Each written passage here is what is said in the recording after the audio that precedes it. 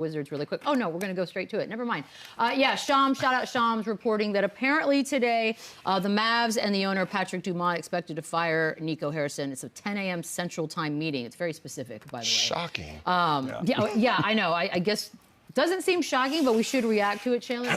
Yeah, I mean, if you were to watch Run It Back yesterday, I kind of predicted this kind of happened very soon, and it's no surprise, right? I mean, the way this whole trade went down and secrecy, which I understand what he was trying to do, not having social media involved or take away the trade. At the end of the day, this could go down as one of the worst trades in the history of the NBA. You have a team that just went to the NBA Finals. You have a team that's excited, that's building around this star player, and you move him. And then you're given this absolute blessing with the #1 pick with Cooper Flagg, and that hasn't even panned out with still high hopes and expectations of a talented roster. Again, I don't wish anybody ill will or to be fired or lose your job, but the writing was on the wall here, and I think it's the right move for the organization to go forward. I think guys like Dirk will now be more involved and invested without Nico Harrison there, and I think they can get back to that culture that they had before when they had success rather than this. But it all is going to stem to that trade, and I told you guys yesterday, this is something that they will never forgive him for. This is something they will never get over. Just him. Like, this was not, he didn't do this on his own. No, the owner took accountability. It was financial. Who's going to fire them? I agree, but it's such a they have the richest owner now, thing. basically, besides Ballmer in the NBA. He ain't going anywhere, and so this guy's the first to go. Man, that's rough. Well, Chandler, I think that was well said. I don't have a lot to add to that. I think you said everything that was necessary to be said. Winning heals all, and Dallas hasn't done a lot of that since that trade. When you shake the tree like that, you want to see some results as a fan base and as a city and as a culture. Like Dirk, they have a court where his logo is on the floor. And he's not even involved with this team. And him not being involved, that should tell you a lot. The morale and how the city feels should tell you everything you need to know. And to what Beadle said, when things like this happen, somebody has to go. And when this first started, Nico stuck his head out, and he owned it.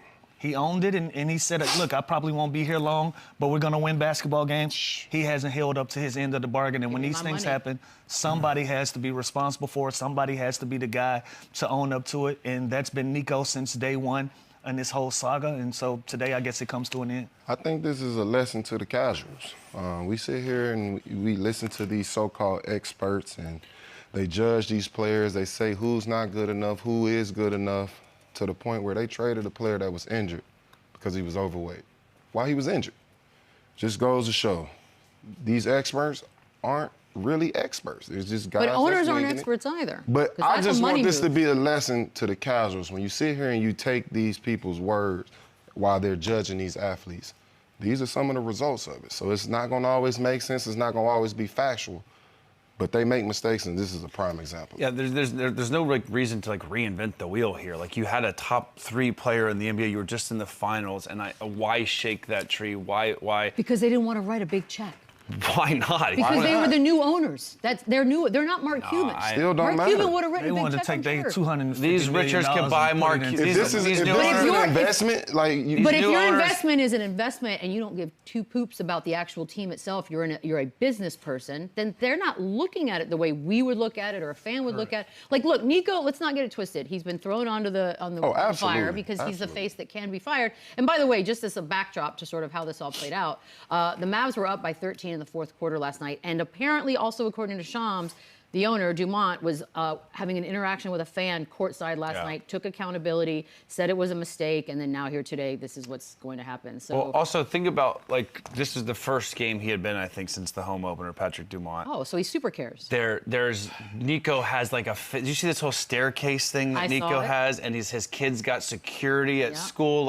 Honestly, part of him is probably relieved that, again, he swung for the fences. Yeah, give me my struck severance out, package. Get your money and get the hell out of Dallas, because honestly, if it's now you're talking about safety of your family, which I think is a little dramatic, but you in Texas, right? People are crazy. There's some different laws down there. Watch how you approach people. And I think he made his bed. Unfortunately, now he's sleeping in it. Whether it's you think it's the owner, but he had the owner's ear and he made a decision. He swung for the fence and he struck out. And I think there's consequences for that when you have such a talented team and roster. And again, 3-8 right now with all these expectations to still be good without Kyrie Irving.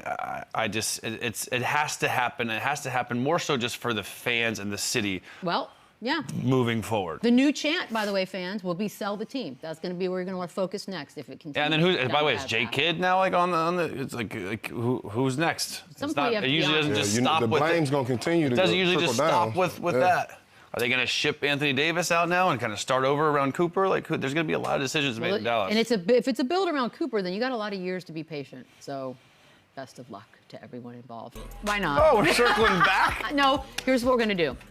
Now that this move is being made, maybe we start to look at, okay, like what realistically can they possibly do here? Let's talk about some of the other players that are still left and what's been going on. We should start with AD, because that's kind of part of this whole situation. He was the piece. We really haven't gotten to see him. So do you try to move him now? Do we just start over? Yes, I think you have to trade him. I think you try and get, some future assets, some first-round picks, someone that can start now.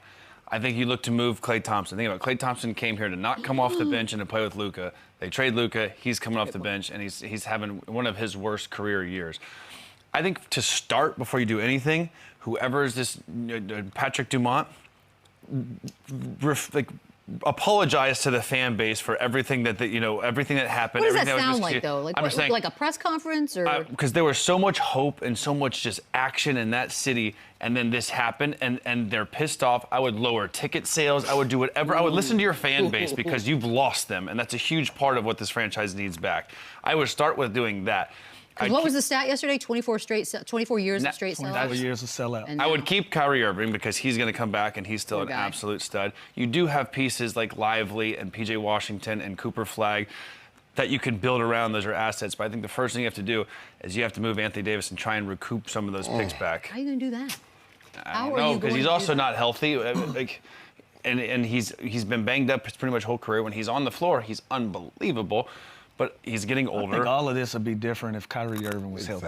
It would be. If Kyrie Irving was healthy, I think we're not even having a lot of these conversations and dealing with a lot of the drama that we're dealing with. I think we've forgotten how good Kyrie Irving is when he's in uniform. He's one of the best players in the world, and we like to do rankings and top this and top that. You've never found a person while he's active say he's not a top 10 player in this league at the least. A lot of those lists are going to have him top 5 in it. But he's coming back from a bad injury. And he's 33 years old off an ACL. Absolutely, it's a bad mix of age and injury and bad injuries as well. But in hindsight, if Kyrie Irving is healthy, we're not having a lot of these conversations. Presently, yes, blow it up. Let's start fresh. That's also not going to make the fan base happy, because you're looking at a team, you're looking at a fan base that on paper was looking at Kyrie, Klay Thompson, and AD. You say, you know what? I kind of like my shots. And now we're talking about getting rid of 2 or 3 of those guys, and Luka is gone. It's going to be a lot to get the Dallas Mavericks back on track. But again, if you feel like Nico Harris has become a distraction and an issue, and that is bigger than the program, if firing him is going to start that process over, then I think that's what you do in Dallas. I'm not rooting for him to be fired or anything, but if that's going to start that process, that's going to start the healing process for the community, do it right now. I do think Nico can hang his hat on things would be different if Kyrie didn't get hurt. Yeah, I know, but the problem is, in 20 years and we'll never know no one's now, going to remember that part. I still think this is a one more year thing. Obviously, you haven't seen the final product on the floor altogether yet. So I think, they give it one more shot next year. Obviously, Kyrie is back from injury. He's healthy. He's fully healthy. It won't be where it's a rush situation. He'll be able to get fully healthy, and then you'll be able to look at this team and really analyze, is this a team that we can keep moving forward with or ready to blow it up? So I think, obviously, they're pissed with, Nico, and who knows if he's just the scapegoat or if this was actually, his decision. Regardless of all of that, he's to blame right now. So I do think they'll get his team one more year to see what it looks like on the floor together. And then I think the real discussions will happen with, blowing this team up. But you have to get his team a chance. After making this huge move, you have to at least get them an opportunity to all be on the floor together, and then you make your decision from there. And I will tell you this, regardless of the trade or anything, this team is too talented and too good to be 14th in the Western Conference. So now whether you want to look at Jason Kidd, you want to look at some of these pieces moving off, Klay Thompson, AD, you want to make some moves, who knows?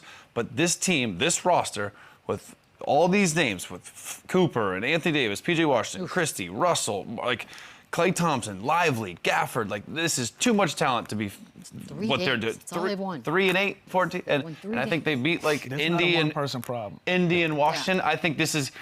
It's on the locker room too. Collectively, they have to be better because this is. It's now becoming a waste of a season, and it just seems like this is the first step to kind of get past the whole Luka saga. But there's no way that this team should be worse than the Utah Jazz. Like, there's no way this team should be worse than Portland. And you're watching the other two teams in Texas figure their stuff out, so it's like you're just. New Orleans got one less win than them. That makes no sense. Rough. I mean, I also look at this team, and obviously through everything that's going wrong with them, like, you look at the roster, who's the leader on the team? You know what I mean? Like, who's that? We talk about, obviously, it's probably an issue in the locker room. Who is the leader on this team? Who is the leader Klay, you got AD, Kyrie's still there. We got veterans, but who's the voice? Who's the leader? It ain't going to be 18-year-old Cooper. The fact of the matter is this. Leaders, coaches, whatever, since last year, Nico has become the distraction. So everything is going in his bag. So we haven't held anybody else accountable because we've already found the guy. Right. We have the guy. You know, publicly, when you find the guy, it doesn't matter what's going on. He's taking everything. All the blame is going in his blame bag. And that's what we are today. That's why he's the only person under the microscope. But again, he owned it. At the beginning, when this all happened, he stood out there and he owned it, and he said, I know I won't be here for a long time, but we're going to make something shake while I'm here, and that is yet to come. So we've yet to look at Jason Kidd. We've yet to look at the real roster and pick apart who's the leader, who's the captain. Everything is going under his bag, and so by the time we get off of air, they'll be able to have a fresh breath of air, and then we'll start looking at the coaching staff and the rosters and all of those things after that. And no more excuses. Yeah, I think for a fact. This is not done though with Nico Harrison. I truly don't think that whether it's trades or moving of a coach or moving of other front office position, like a month from now, like Lou's saying, a month from now when they go 5-15 and we're like, then what? Like, you know what I mean? So I think next person gets it. It's going to be a domino effect, and until they figure this out, and who knows, maybe they go on this heater right now and they turn the season around. I think that would be ideal. You I'll really be think highly that? unlikely. Feel that? No, I don't. That ain't how this works. No, highly unlikely. But I will say this team is way too good to be 3-8 and 14th in the West. It's rough. I truly believe it that. It is very rough. Let's just do it. Let's predict some things. Chandler, why don't you start? You're the loudest on this topic. Predict what happens next. Klay Thompson out of there. Traded. I think I think he would be the first one to go. Which, not that he's the problem at all. I think teams would somewhere good, like an Orlando Magic, someone that needs shooting, someone that makes sense, someone like that. I think they're going to see a domino effect here with a lot of different moving parts. But at the end of the day, there is light at the end of the tunnel, and it's 18-year-old Cooper Flagg, and that is something to at least to look forward to and rebuild around. But man, they've dug a hole, and it's going to be a long time, I think, till they're actually contenders again. But I think Klay, and I think you shop Anthony Davis. Pronto, Tonto. I think that's tougher than it sounds. Yeah. What do you think? We've got a Klay move. What else can you do? Like, what else is the move? A coach gets fired for Jay dumb Kidd, stuff, like, so that's. I think what's next. You know, root for Jay Kidd fired. I'm not rooting for any of it. No, the kid in me, I just can't. You know. I think what's next for them? They continue to lose games. You would think. You get through this horrible season. I think you try to run it back next year just to see what hard, you can do. Do they make the play-in? This year? Yeah. No, you get you a good draft pick. 10 games If you I mean, have they're like 4 games out of the play-in. Do they have a draft 11 pick? games in, but listen, it's bad. Yeah. It's bad. I can't find the pot of gold at the end of it. But the season is very young. What I would like to see the next steps is for them to at least just play better. Whatever the end results are going to, whatever the end results are going to be, the end results are going to be. But you would like to see with the talent on this roster, especially with Cooper Flagg, you want to start seeing some of those bright spots. Like San Antonio, they weren't winning games, but you saw bright spots. We want to start seeing some of those bright spots. And I think they will get a little momentum, a little confidence when Kyrie Irving comes back. I damn sure don't think he's going to rush with how they started this season. Well, don't come back this season. But think about it. You got P.J. Washington, you got Anthony Davis, you got Kyrie Irving, you got Cooper Flagg. You got a lot of trade assets. There's something here. Something to do there? And it shouldn't be this bad, and it is. It's not great. So get ready to hear about that for the rest of today. It is happening. We will see you guys